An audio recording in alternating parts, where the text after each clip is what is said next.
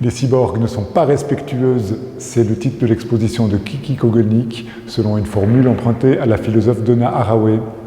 L'exposition se focalise sur la question du corps. C'est peut-être une des spécificités de cette artiste autrichienne active sur la scène du pop art, le corps compris comme le lieu de multiples enjeux, des enjeux identitaires bien sûr, des enjeux médicaux, des enjeux techniques. Et progressivement, on va voir qu'on progresse vers toujours plus d'intranquillité. Lorsqu'elle commence à travailler à la toute fin des années 50, tout début des années 60, Kiki Kogelnik est active sur la scène de l'art à Vienne. Elle expérimente l'expressivité du corps, le fait d'engager fortement le corps dans le travail sur la toile. Quand elle arrive à New York, Kiki Kogelnik découvre que là-bas, l'expressionnisme n'est pas du tout transgressif, c'est au contraire l'héritage des grands maîtres. Elle va alors réorienter le style de son travail, notamment en s'appropriant les pratiques du pop art, et d'un corps engagé dans le travail, elle va plutôt passer à un corps sujet du travail. Et c'est un corps qui devient un amas d'objets que l'on peut assembler, désassembler à volonté. Et donc, il va conserver une certaine inquiétude, comme si tout à coup on pouvait se mettre à consommer les corps.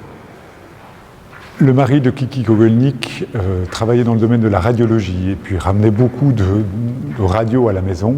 Ce sont vraiment des images que Kiki Kogelnik a beaucoup regardées et qu'elle a beaucoup utilisées ensuite dans la poursuite de ses travaux et qui ont surtout amené cette idée importante dans les années 60 pour elle que le corps est quelque chose qui se traverse. Elle regarde à travers les corps et elle regarde les organes comme des entités individuelles avec lesquelles elle va composer des corps nouveaux.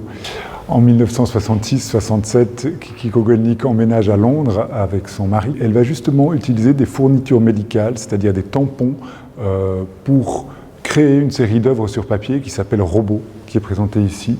C'est un moment important dans son travail parce que ici se fait vraiment jour l'idée d'identité fragmentée, assemblage de différents éléments toujours identiques.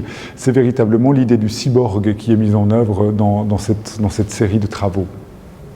Après avoir considéré le corps comme quelque chose que le regard pouvait pénétrer, Kiki Kogelnik, dans les années 70, va plutôt se concentrer sur l'enveloppe. Elle va reprendre des peaux qu'elle retourne comme autant de chaussettes pour les suspendre à des cintres et en faire les portraits de personnages anonymes que l'on peut finalement changer comme on changerait de chemise. Il y a évidemment là une adresse à l'industrie de la mode, à sa violence de recyclage et puis aussi à l'artificialité des poses qu'elle réclame. Kiki Kogelnik va s'approprier des images de magazines dont elle reprend les poses aussi pour dénoncer d'une certaine manière la violence des artifices réclamés au corps féminin. Dans les années 80, Kiki Kogelnik continue à s'intéresser à la question du corps, mais essentiellement par le thème du masque. Elle va donc utiliser son visage et sa silhouette à la manière d'un logo ou d'une marque qu'elle reproduit continuellement dans des peintures, mais aussi en sculpture.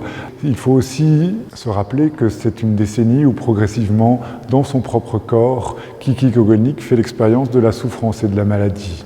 Cela va résonner aussi dans ses tableaux avec l'apparition de toutes sortes d'objets désagréables, pointus, coupants, tranchants, et puis d'insectes nuisibles qui se mettent à proliférer.